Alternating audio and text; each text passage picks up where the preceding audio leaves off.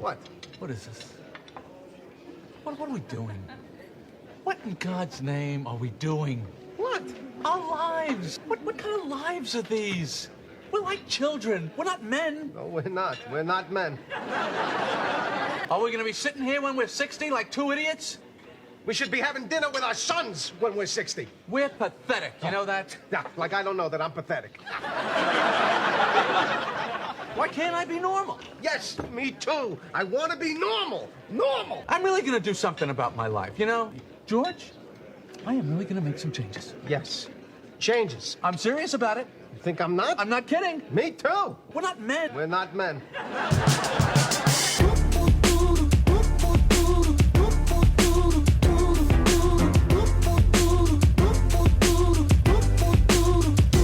Hey everyone, welcome to the Manthology Show, Manhood, Let's Find It Together. In today's inaugural episode, we discuss breakfast cereal, recent movies, the end of an era, and some sage advice on controlling time control.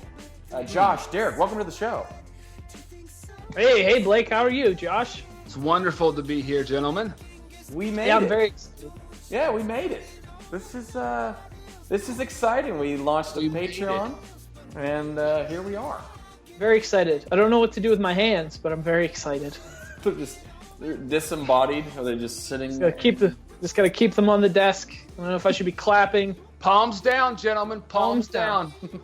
Well, we're excited. We're excited for the 8 listeners, many of which are Patrons, is joining this episode. It's going to be a slow roll out of the gate, it seems like, but we are honored and humbled by your early support before we even launched a show, and we're excited to grow together, figure out where this is going to head, what it's going to look like.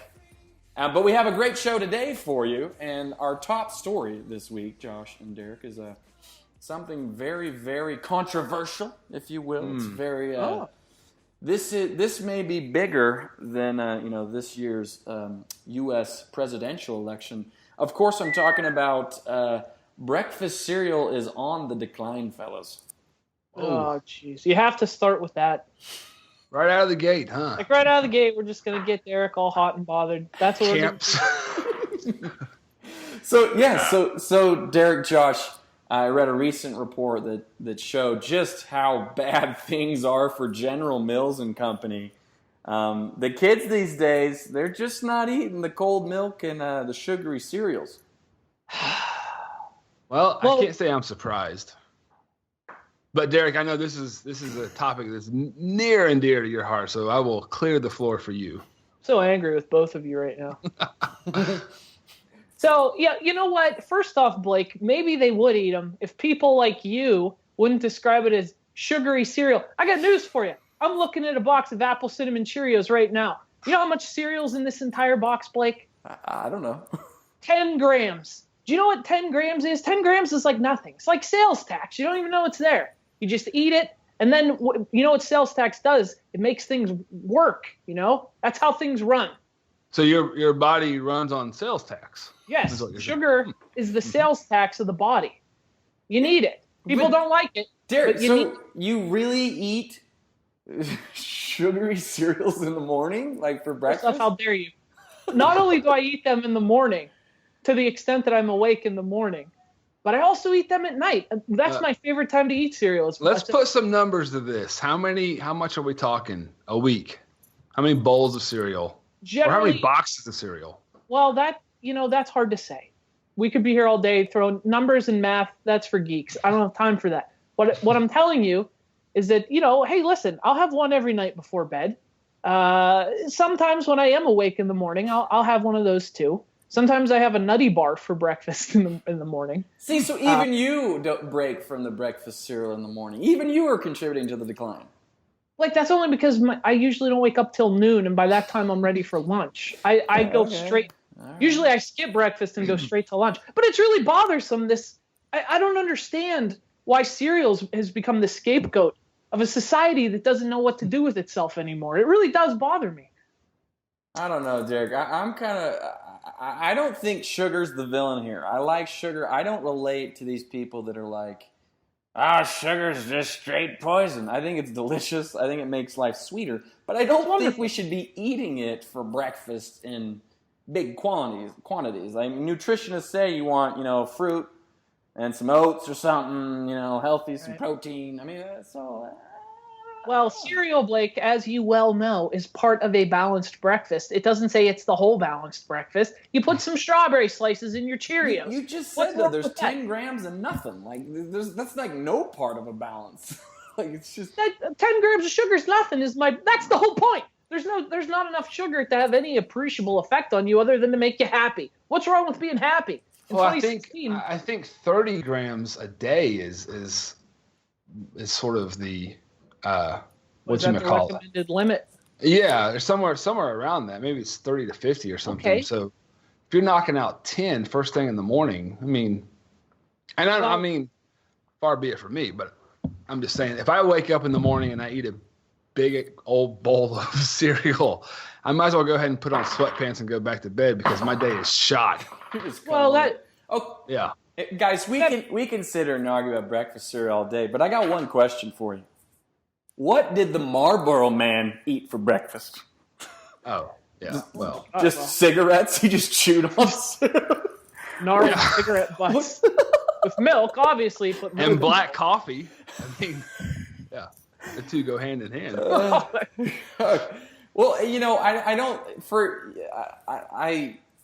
I don't think this is that big of a deal. I think good for you, Team Human. We're moving towards a more nutritious breakfast. However, Derek, I wouldn't think that this isn't an attack on what is seemingly your favorite treat at all hours of the day. It's just, I think people are like, no, we want to start the day off with something more nutritious, and maybe breakfast cereal can stay as a treat, midnight treat.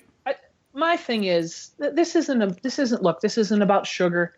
This isn't about me. This is bigger than me, and I appreciate that and understand that. What this is about is the freaking millennials, and it's about 2016. I just read there's a story published in Fortune.com that said that according to the New York Times, they did a survey. 40% of millennials said that they don't eat cereal, not because of the sugar, not because of not because it doesn't have kale or the gluten or whatever they're upset about these days. They don't eat cereal because this is honestly what they said. It's too inconvenient to consume. It requires cleanup after eating. I mean, the bowl, the spoon, the milk. Oh, there's so many steps. You drink the milk when you're done with the cereal. There's literally no cleanup involved. You rinse the bowl. What are you eating for breakfast that you don't have to rinse the bowl? That's what I want to know. Derek, how about this?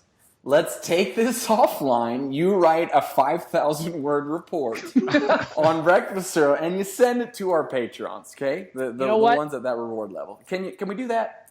Here's the thing. I could go on about this for days, but you're right. That's what we have other business to attend to. If you'd like to hear me wax poetic about the significance of breakfast cereal, not only on me, but on American culture, and why it's it's a pillar of what remains of American culture. Our patrons will get that in the newsletter for sure. Be advised. The Decline of Civilization, Part 3. Yep. Okay, fellas. Star Wars this week was just re-released on Blu-ray and digital. For those who haven't, I don't know, already got it or seen it. Well, it's fun. It's here. We certainly bought it. I'm one of those crazy guys that still buys Blu-rays of my favorite stuff. I don't know. I'm weird like that. Physical media. Yeah, not always. I rent a lot of stuff on Amazon, stream stuff on Netflix. But yeah, I think some of the bigger stuff like this, I'm all for snagging a copy and enjoying it. Sure. But this, it just gives us another cycle here that we can discuss Star Wars. It came out in December. What did you guys, real briefly, we want to rehash this. A lot of people have already dissected this movie, but what did you think of the movie, gentlemen? I thought, and I think I'm in the minority here, I thought it was the best one of the series. Holy boom. Holy.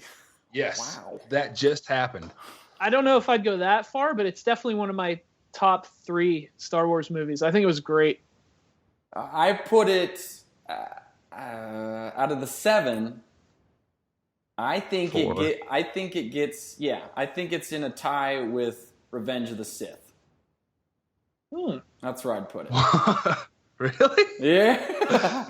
Yeah. I just went there. This is intriguing to me. So what exactly didn't you like about the new Star Wars? Okay. There's a lot. Well, okay. I didn't like the constant parading of cameos. Like, the whole point of a cameo is like a throwback.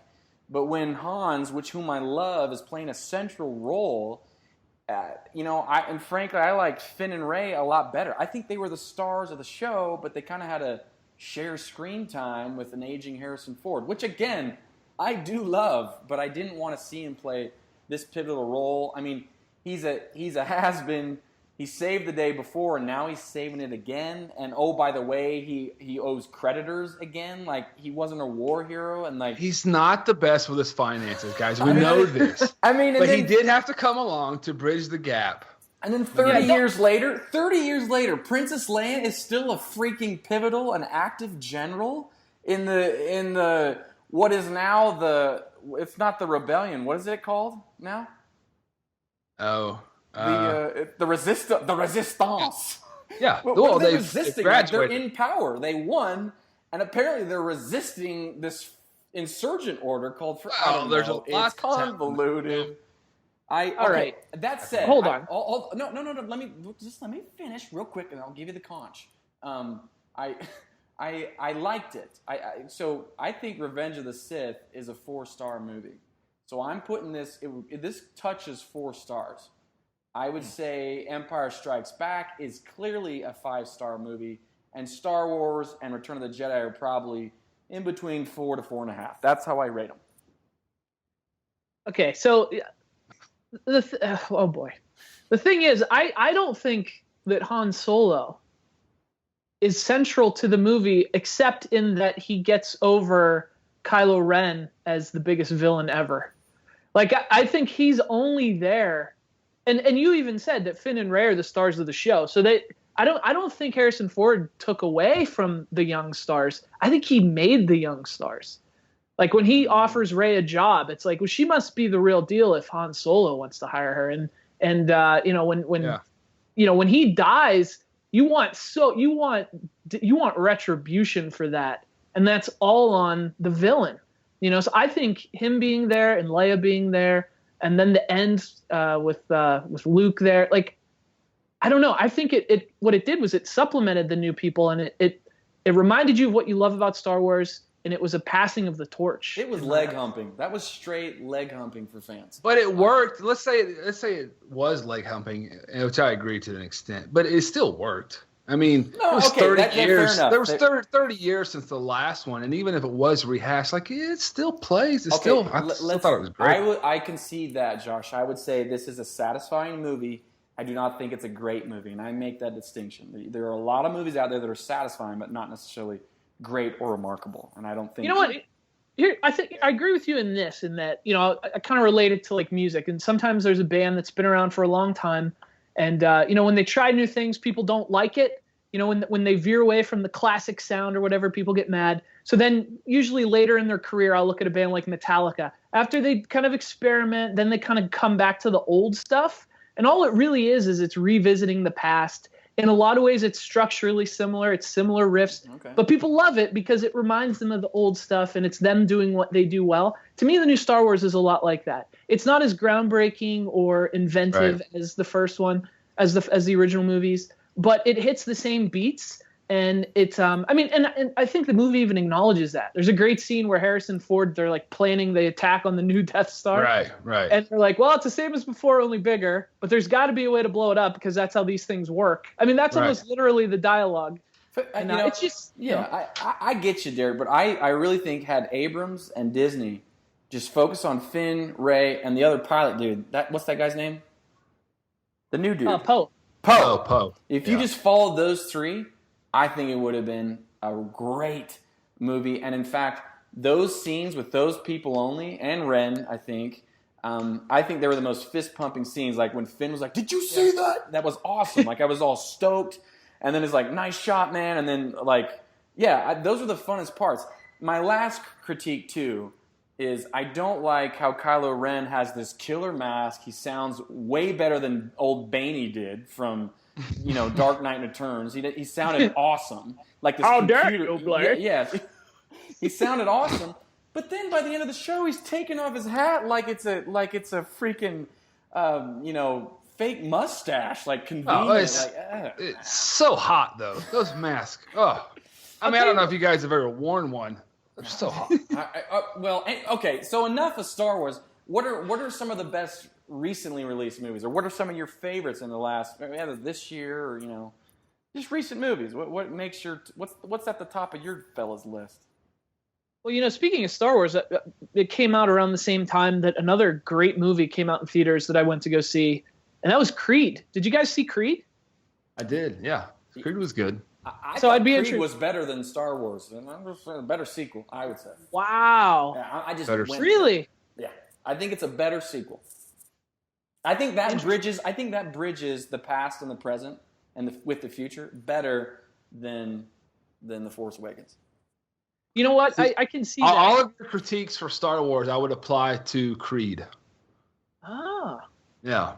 I thought it was similar. Yeah, it was just weak in spots. It was good. It was definitely good. But yeah, your critiques of Star Wars are what I would sort of apply to. Yeah, but Creed. Josh, Creed didn't do the tie-in relationship twist where one's on the opposite side of the Force as the other.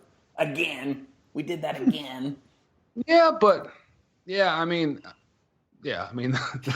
analogy only goes so far, I guess. But it's still, to me, it was just it was good, but it wasn't. I wouldn't say it was the better sequel. What have you liked then since? I'll tell you what I haven't liked, and I don't know if we've got the next 3 hours to talk about it or not. But this freaking Batman versus Superman, finally, and you guys know I'm a huge Batman fan, so I had to go see this, despite all of the bad, horrible press and reviews. It wasn't as bad as I kind of thought it was going to be, but it was pretty friggin' horrible. They are not doing those characters any justice at all. And I don't like the way Zack Snyder is heading this franchise, and we got at least 2 more films of it to come. Oh, so it's a trilogy. Well, he signed on to do, gross. I think he signed on to do the 2 Justice League movies, if I'm not mistaken. Well, I steered clear of that one, Josh. I saw the Rotten Tomatoes were just stinking a mess. I know. So I steered way clear. It was Batman. I had to go see whatever they were giving me. Man, I took my wife, and she is such a trooper. She just sat there for almost 3 hours. Hated it. And I couldn't blame her. I really couldn't blame her. But, yeah, it was horrible. Not good. When they announced it, I immediately, I know they're in all this bad press it's gotten. I've seen some people that are surprised. I thought this would happen when they announced a movie called Batman versus Superman. It's the most arbitrary mashup, and it's just the title and the concept sound just as thoughtless as the movie apparently turned out to be. It just seems like an excuse to have some fights on screen. I don't know. It just, and especially coming off of the Dark Knight trilogy, which were so serious and arguably good. Right. Yeah. Now you're just gonna throw Batman in with Superman. Oh, and by the way, it's Ben Affleck. It's pandering. That's all it is. It's just. Let me say this: pandering. Ben Affleck was not the worst part of that movie. In fact, I was pleasantly surprised.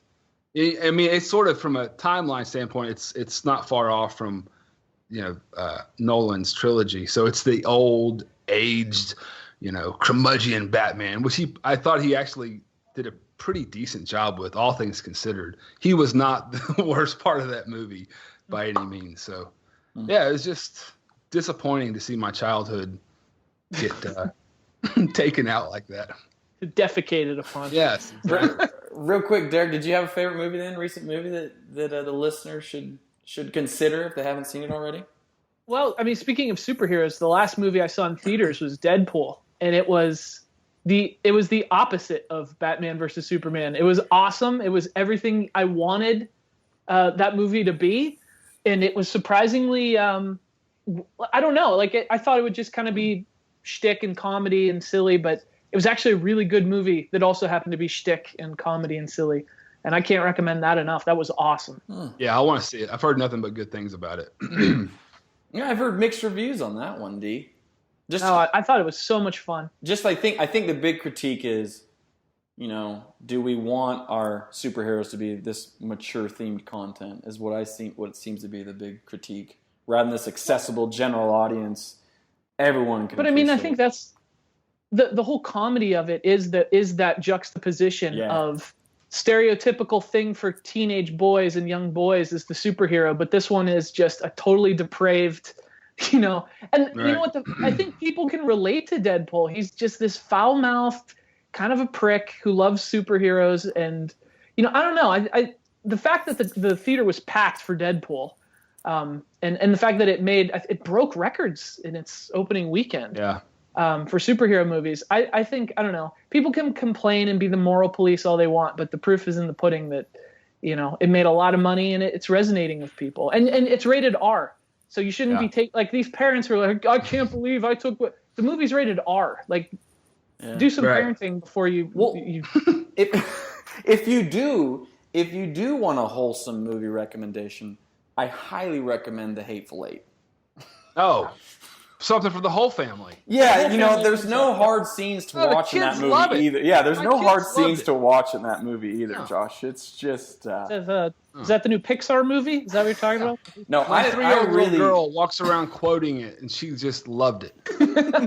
I really like that movie. I think it's one of Tarantino's best. And as he often does, there are just some really uncomfortable scenes. But he's so good at what he does, so that would make I think that would make my list. Well, we just touched on it briefly, gentlemen, but we wanted to have a quick talking point here on online reviews. Do you consult them before buying or watching or doing or eating something? Yeah, I do, definitely for purchases, for buying stuff. Really. Except theater tickets to Batman versus Superman? That I didn't have a choice. Again, it was Batman. I had to. Yeah, you were obligated. Okay. Yeah, it was an obligation. Yeah, but definitely like Amazon reviews, I definitely weigh those into consideration. Rotten Tomatoes and stuff, I'm kind of, I guess, a little more lenient or willing to take a risk. But yeah, I guess so. I guess to a point. I mean, I'm glad people do pay attention to them because that's how I made money for the last 8 years. So I'm glad people, do pay attention to reviews, but I personally don't really care. The one exception I make is for food, for restaurants. If a restaurant gets really bad reviews, I'll tend to steer away from it. If something gets rave reviews, I'll definitely check it out. I've got it bad. I really feel like online reviews have really helped my life and steered me away from buyer's remorse and really led me to good things. But I'm so dependent on them. I think it's become kind of a crutch for me where I'm the spontaneity is kind of, I was like, Blake, you want to go check this out? And I'm like, well, let me just try to sneak in see what the world says. Yeah, that's what it's like. So admittedly, it's very pansy. It's very, unmanly. That's probably sexist, but there's probably some truth to that, But it's an amazing thing that we can hold up a device in our pocket and get instant feedback from the entire world about every restaurant on the street you're currently on. I mean, it's pretty amazing when technology does stuff like that. I kind of geek out over it too. That's pretty awesome. I like it, but if you get the right sample size, I remember my Mr. Statistician in college taught me anything above 250. And if there's no foul play or if the bell curve looks pretty even, you can really rely on that data that you're just going to match up with your taste. Unless you have very eclectic taste. So you obviously got to weight, online reviews with your individual taste. But there is something, and I'm planning a store on this at some point where are you dealing with the latest reviews? Because sometimes, reviews have been out now for over a decade.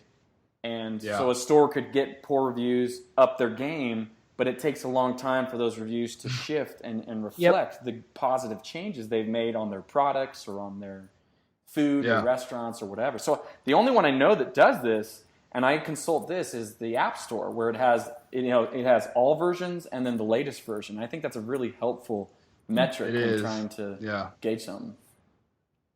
Yeah, especially when like products are evolving now. Like when I was reviewing video games, it got hard at the end to review them because I would review them and then the next week there'd be this major update that changes the entire game, and now all of a sudden everything I said in the review just last week is invalid because they fixed. Yeah. So yeah, it's really, I don't know, because things that we seek input on, especially entertainment, is like, I don't know, it's evolving, applications, games, it changes and they can update all the time. Yeah, it makes getting the most current information kind of difficult sometimes. Yeah.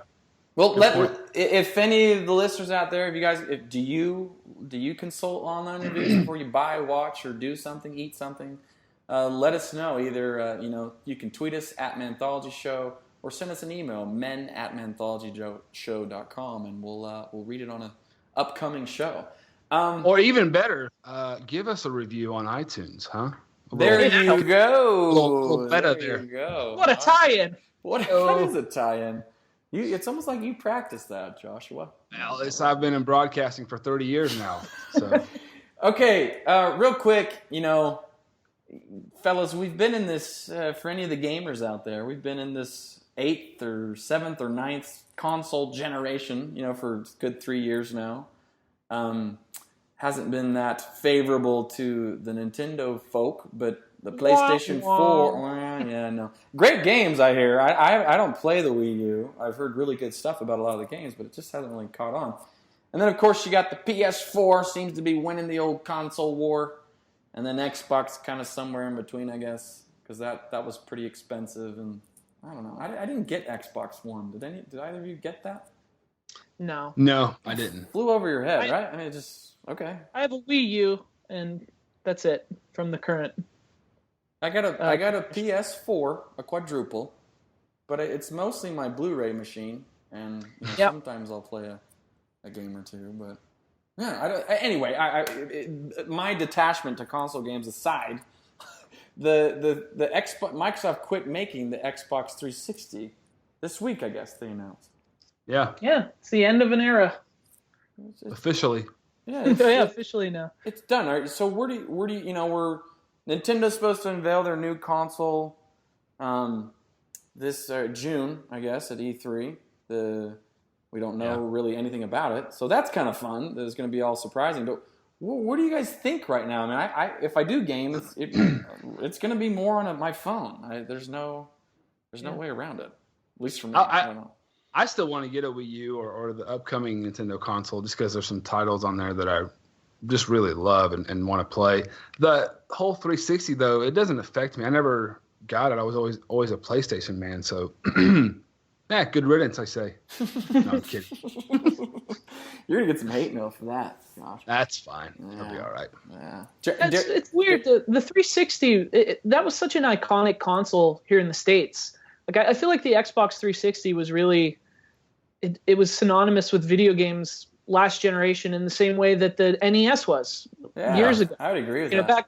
Back then, you wouldn't say I'm going to play video games. You'd say I'm going to play Nintendo. Yeah. And 8 years ago, that it was that way with the Xbox 360. My little brother would say I'm playing video games. What he really meant was he was playing Xbox. Yeah. So it was a really iconic console, and to see it go. Reach the end of its run. It actually had a really long run, and a much more successful run than really any of the current consoles, which I think we're kind of transitioning into a post-console era. And you mentioned the PS4; it's kind of leading this generation, but it's only got like less than 40 million sales. Yeah. The thing that I saw is like, I mean, the numbers aren't official because none of they all keep it private now because they're all so insecure. Just kidding. Well, there's some truth to that, but no, they really are. They absolutely are. Yeah. So, but basically, it's still a sizable market. You're talking tens and tens and tens, almost 100 million people. But that said, it has contracted I've seen anywhere from 30 to 45%. That's sizable. That's very. Yeah. And you got to admit that it would seem that the old smartphone gaming is probably to blame for much of that because I think we're all still gaming, and there's more gamers now than ever before, and it's not as taboo as it once was. But you know what?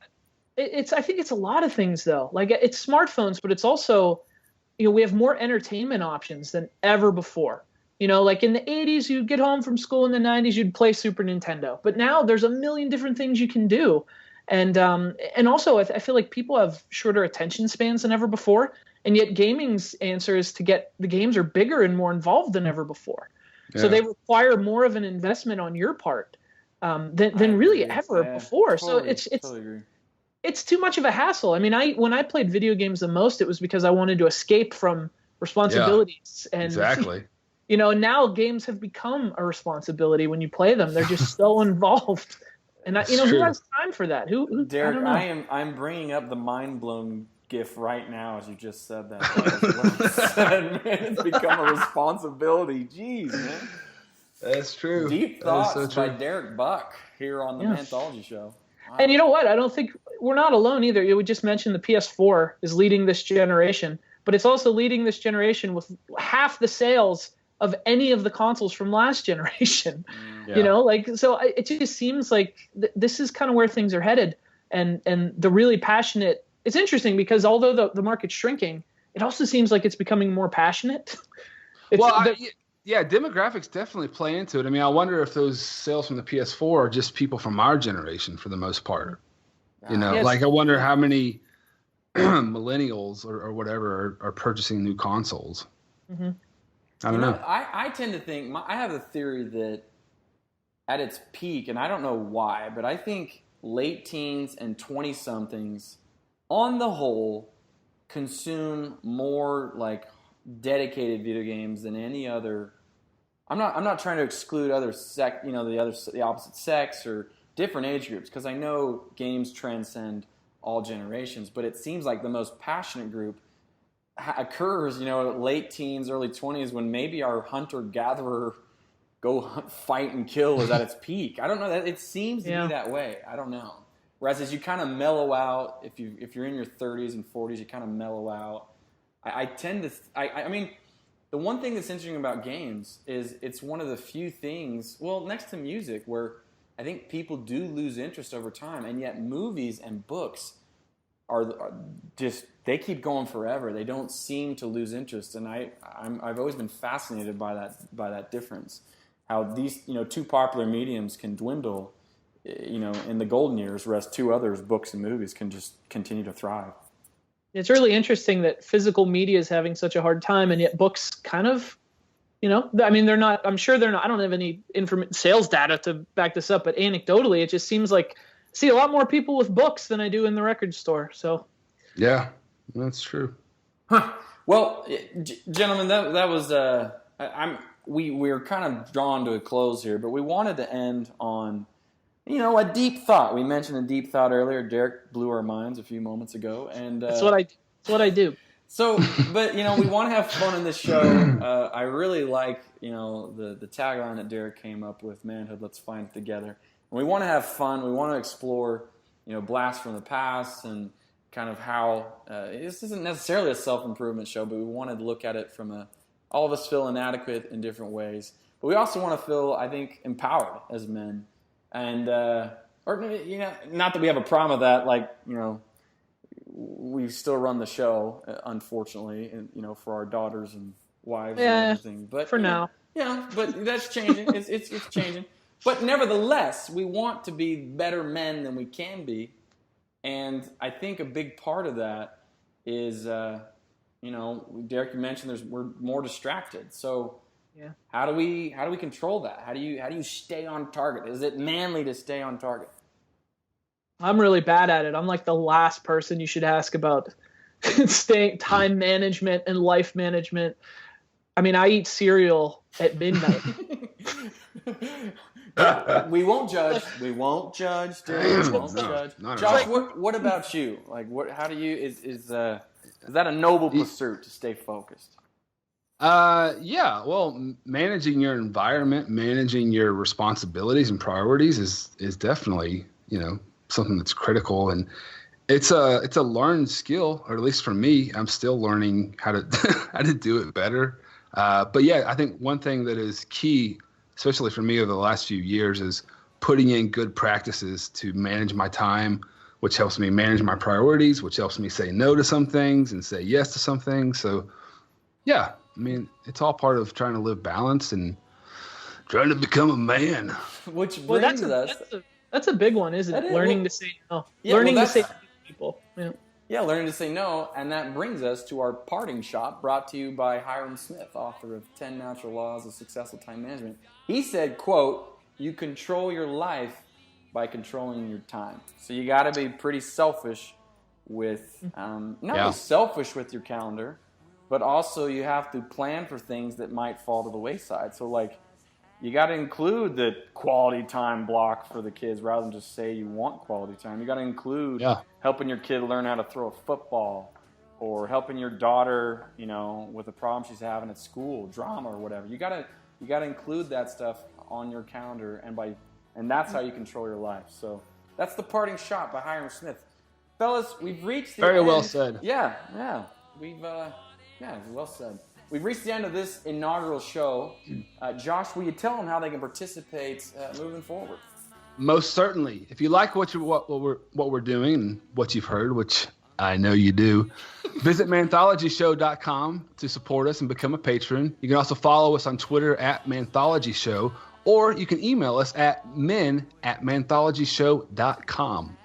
Thanks, Josh. For Josh and Derek, I'm Blake, wishing all of you an awesome and very triumphant week. We hope to catch you here right on this show next week. Same podcast time, same podcast channel. Until then, so long. Protect me.